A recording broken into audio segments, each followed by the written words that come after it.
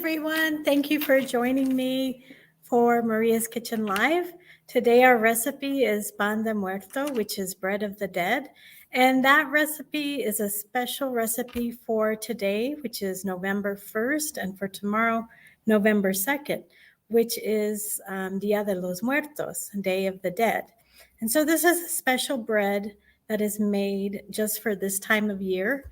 And it should be made all the time because it's super delicious. And I'm going to show you how to make it. It's not hard to make, but there are a few steps that you'll want to take to make this recipe. So I'm going to talk a little bit about Day of the Dead because it's sort of like a special holiday that belonged to the Aztecs. And they did it for 1 month, and it was probably around May is when they suspect that they celebrated this. And the Aztecs celebrated in a certain way where they were honoring a goddess. And the goddess that they were honoring, and I'm going to show you a picture of her, and that is the Aztec goddess of death. And I can't really pronounce it, but I'm going to try, which is Mixtecuatl. I'm probably saying that completely wrong. But as you can see, their depiction of her was actually of a skeleton as well. And there's different drawings of her and different depictions, but this is one that the Aztecs had of her. And so they honored this goddess for 1 month. And they did do human sacrifices because it was the Festival of the Dead.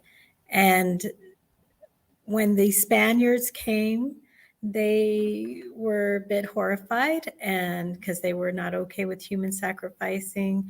And so they decided to try to get rid of Day of the Dead, or this month-long festival. And they couldn't do that. It just didn't work. And so instead of getting rid of it, they decided to change it.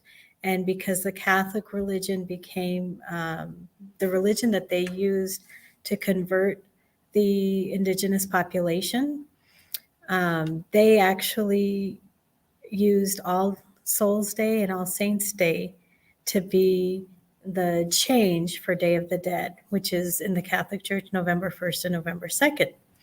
So that is why they were able to manage to have kind of combination of those holidays and change it a bit so that it be without the human sacrificing, but we can celebrate death. And lots of different countries celebrate death, and it's really something that is Day of the Dead is unique to Mexico. And Mexico looks at death a little differently than even other countries in Latin America, where for them, it's about honoring your loved ones, but also not being afraid and playing with death. And it's a beautiful holiday. If you haven't seen it, it's not supposed to be scary at all. It's actually just a way of giving tribute to the loved ones, honoring them, thinking about them, letting them know that you still love and care for them. And there's different ways of doing that. And with the bread of the dead, it's something that is placed on every altar.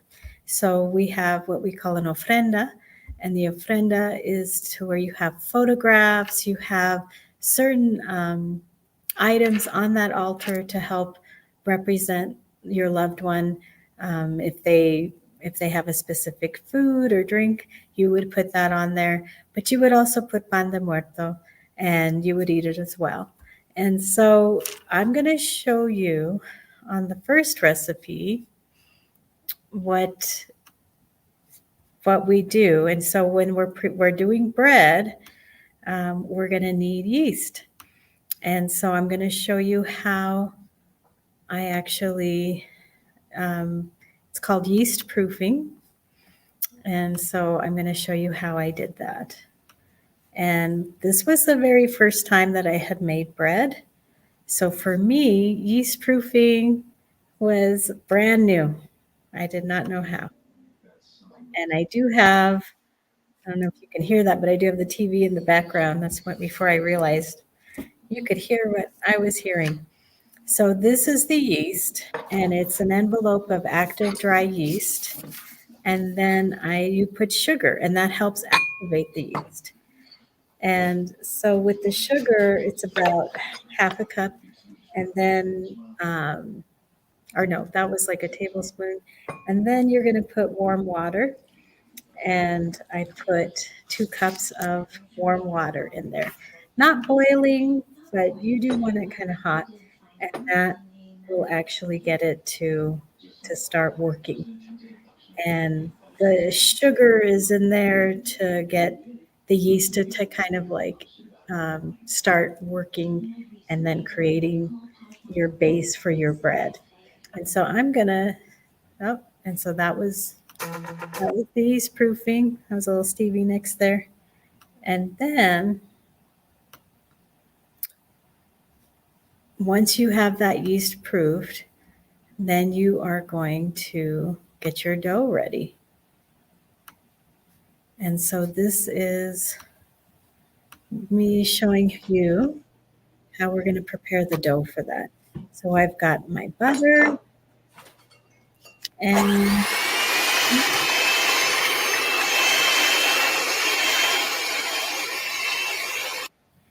we are going to I'm just going to run through that a little bit. So you're going to cream your butter, and then you're going to put your eggs in, and I'll tell you, I'll share with you the recipe in a few minutes. But we're going to put our eggs in there, and so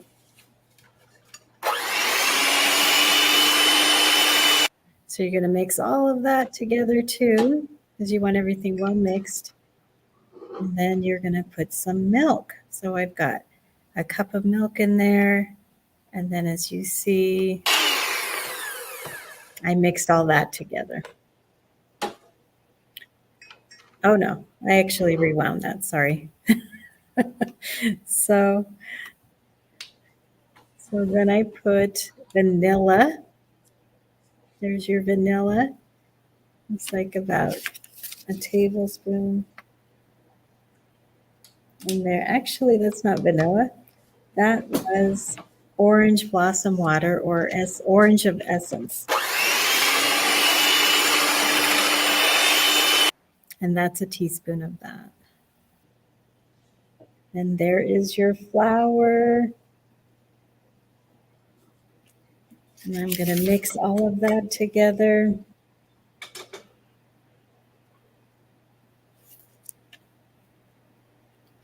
And that was the baking soda, and then there's some sugar there that I'm putting in.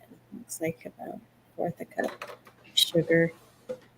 And then you do want to kind of mix that up a little bit, because you're going to use your hands at a certain point. This is the yeast. So this is how the yeast turned out. So you can see it looks pretty different.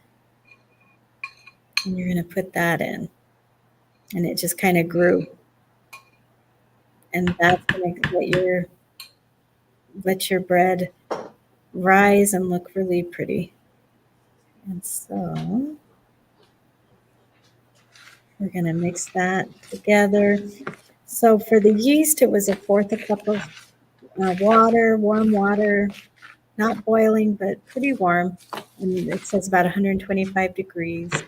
And you're going to have your 1 envelope of your active dry yeast, or 2 tablespoons if you don't have your yeast in envelopes, and then 1/2 cup of sugar and a teaspoon of salt. And so when you're making your dough, you're going to have 80 grams of butter, and you're going to use a lot of butter in this recipe. So you saw I used a lot of butter at the beginning. I put in four large eggs, and then 3 cups of flour, and 1/4 cup of sugar, 1/2 teaspoon of salt. And then the mixture I was putting in was actually orange. You could actually also put orange zest from 2 oranges. It's supposed to have like an essence of orange in your bread, and then or you can if you want. So I did put some orange zest or blossom water is what I had put, and I just put a teaspoon of that. And so here you are mixing it, and you're getting it all together. I'm going to fast forward a little bit. It's a little sticky, so you're going to want to use some a little more flour in there to kind of get it to form and shape, and you want to flour your hands as well. There is going to be a point where I'm going to have to pull it out. So there is your dough. And then I'm just trying to get it off my hands. I just didn't have my fingers floured enough. And you want to do that.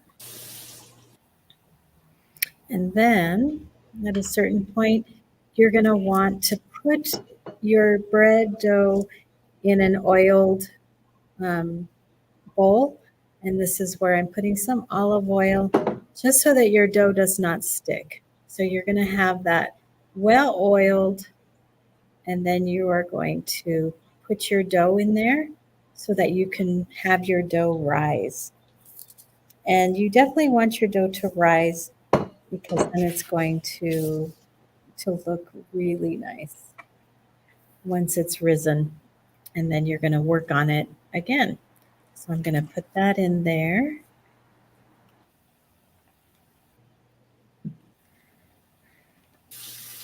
And then the way I rise it is I usually cover it. So there's it covered with a warm, damp cloth. I did have my oven on. And so when you have your oven on, and I placed it on top of the oven, covered like that, so that it can actually sit there and rise. And so once it's risen, I'm going to show you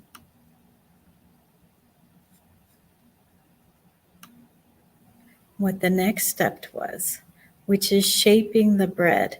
Now, this one, you are going to need to be a little more creative than I am.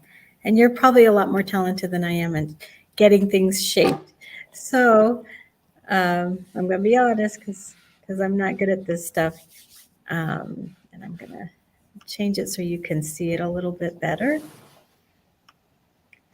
And so you're going to see the dough has risen. And look at that beautiful bread. Oh, it's gorgeous. And then you put it in. And remember, I'm not great at this, so I'm kind of new at baking bread, but it was so worth it to do it homemade. You definitely want to try that. So I did put some more flour on there because you need that so that you can work your dough and not have it stick to everything. And then I had to flour my hands a little bit more as well. So you're going to need your dough, and what your goal is at this point when you're shaping it is you're going to shape it so that it will look like a skull and bones on top of the bread. And you'll see that. I actually did kind of do that. I bet you would do a better job.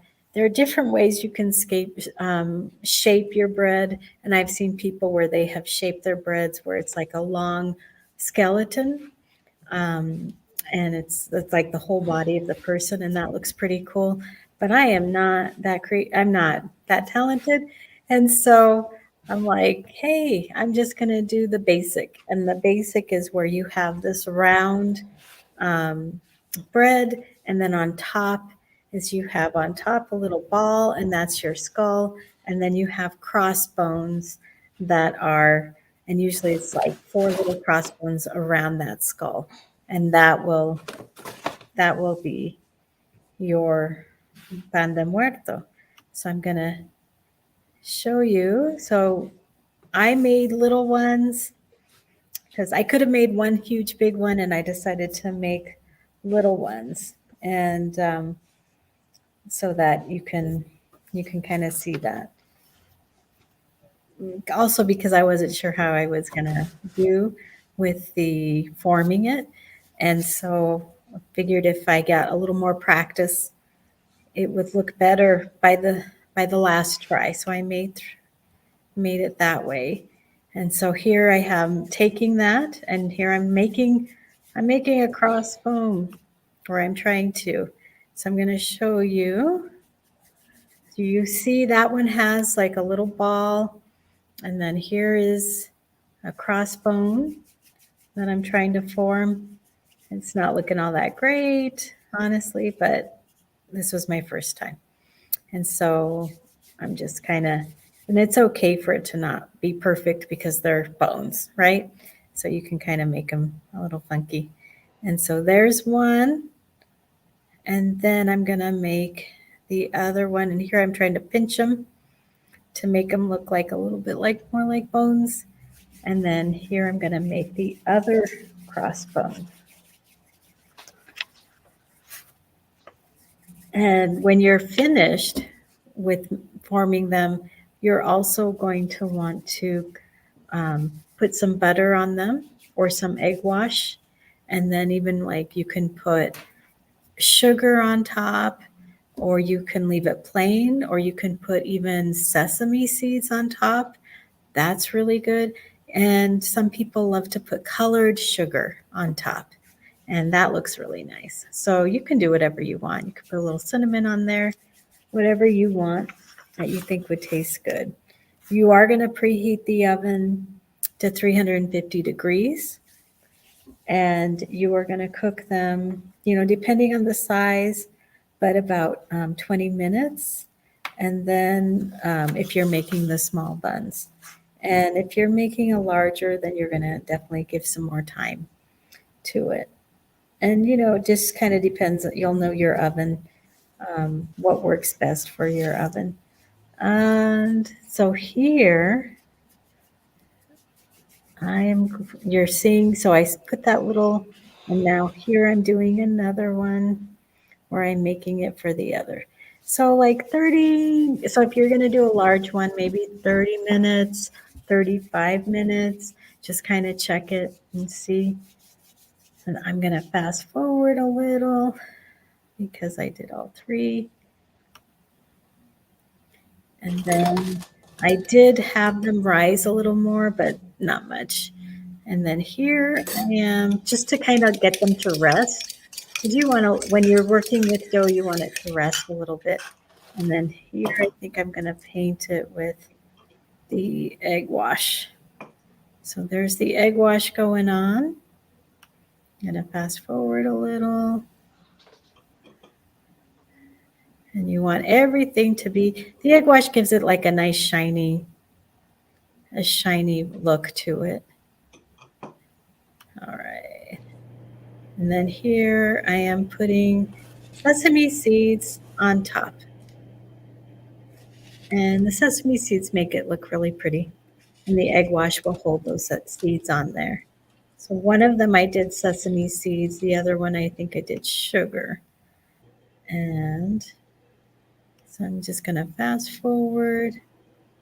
You see that one's full of it. And then I'm doing the other one.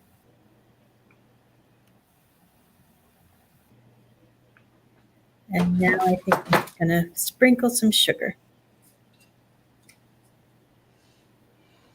And just something kind of easy. I didn't put colored sugar. I just used regular, and it still looked really cool. And then I put it in the oven. So now I'm going to show you how it turned out. So let's see. I had never made them before. My mom made them every year, and I loved it when she did that, and I would eat it like it was nothing, and I never really learned from her how to do it. But there you go. You see, this recipe worked out really well. And then I'm just pulling it out. You see the first one that I pulled out had the sesame seeds, and then the other loaves had the sugar on it. And it worked fine. It was super delicious, super delicious. And I think if you're up for it this year, try it. Definitely put your own spin on things if you want to make a different type of shape on top, or if you want to go for the whole skeleton and try to make like a little skeleton out of it. Be creative, go for it. One thing, if you don't want to make it this year, maybe you want to practice for next year. But if you want to celebrate it today or tomorrow, then you can also go to a Mexican grocery store and you can purchase a lot of bread of the dead. It's going to be everywhere right now. So just these 2 days. So after, like, by November 3rd, they're all going to be sold out. Some of them might be sold out by tomorrow. So if you want to try it today and you don't want to bake anything, because today here we do have a beautiful warm day today. So maybe you just want to eat it. Feel free to do that. It's going to be great with a nice cup of hot chocolate, Mexican hot chocolate, or tea, or some coffee. And it is something that is really special because it tastes wonderful, but it also represents the something that you can put on your ofrenda, something for your loved ones, just in remembrance of the people that you've lost and honoring them. So I hope you enjoyed today's cooking video. I want you to definitely give this recipe a try because it is really delicious and it's totally worth making it homemade. And so thank you so much for joining us. Next month, I will show you how to make bizcochitos, which is a very popular cookie that we make traditionally here in Colorado and in New Mexico for Christmas. So bizcochitos will be next. Thank you. Have a great day. Oh, let's see.